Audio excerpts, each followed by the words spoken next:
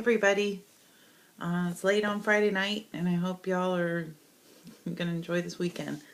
Um, let's see. This is my answer to question number 5 for lesson 3 regarding contextualization and when in my work I have chosen to contextualize information and also situations where I've chosen not to contextualize. So the examples that came to mind that I wanted to share both come from the VRS setting.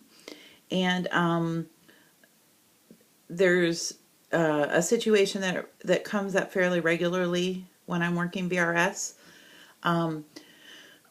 where I ought to contextualize some information, which is when a deaf person is calling a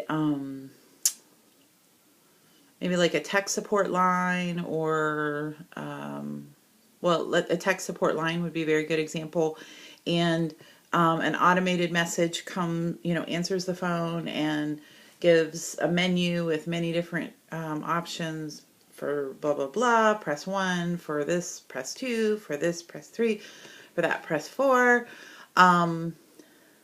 which of course I'll interpret all of that information, and quite often I will contextualize based on my knowledge of kind of making it through those phone trees.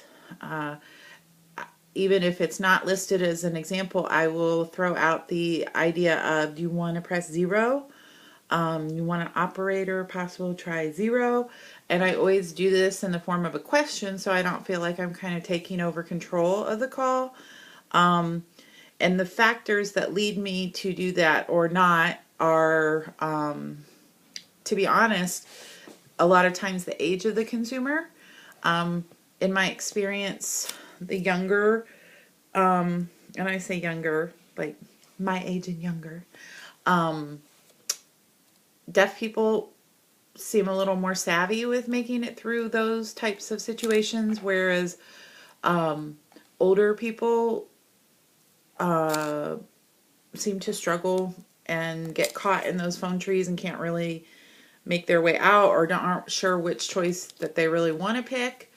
So I feel that prompting them to try to get to a real person, or at least offering that as an option, even though it's not part of the actual automated message, is very helpful. So age is something I definitely base that on. Also, just kind of the demeanor of the person, whether they seem to, be aware of that possibility or not, as well as, feedback and facial expressions. And if they're struggling with the choice, I often offer that contextualization as part of my interpretation. A situation came up the other night, which actually this is the first time I've worked in a VRS setting for about 6 years.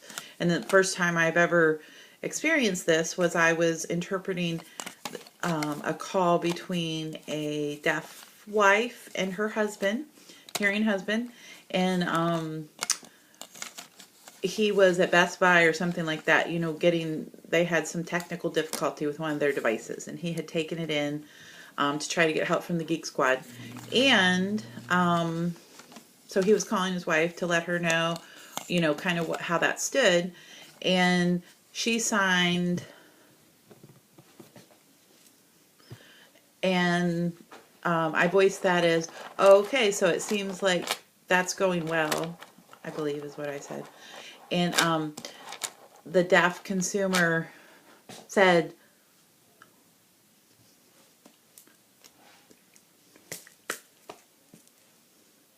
and she kind of let me have it. So in that situation, based on feedback from the consumer, which was very clear to me, she wanted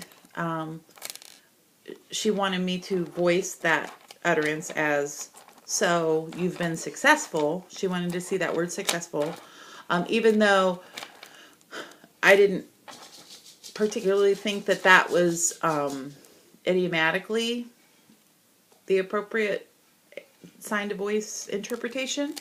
But from that point on, for the duration of that call, which actually lasted for quite some time, I did not contextualize and was very close. Of course, I used grammatically correct English, but it was very close and as close to glossing the signs that she was signing. Those were the English words that I chose. So obviously there was no contextualization included either way in that conversation at all. So that customer feedback led me to actually not include any contextualization. Okay, it's late, so I hope that makes sense. Thanks. Bye.